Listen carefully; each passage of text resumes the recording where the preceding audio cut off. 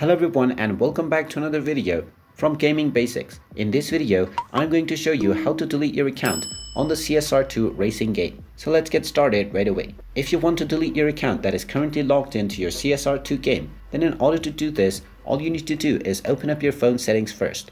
So go ahead and open up your phone settings, and from the settings page, scroll down and tap on apps. From the apps page, you will need to find the CSR racing game. You can tap on the search box at the top section and type in CSR Racing and you will find the game. Go ahead and tap on the game and you will be taken into the application info page. From this page, first of all tap on force stop if the application hasn't stopped yet to stop the application, and then scroll down and tap on storage. From the storage page, you will find the clear data button at the bottom left corner, which will delete any account associated with your CSR2 game. So go ahead and tap on clear data and then tap on the delete button, and this will reset all of your progress and delete your current account associated with the CSR2 game. Once this step is complete, you can open up the CSR2 game once again and you will find that all of your progress has been reset and your current account has been deleted.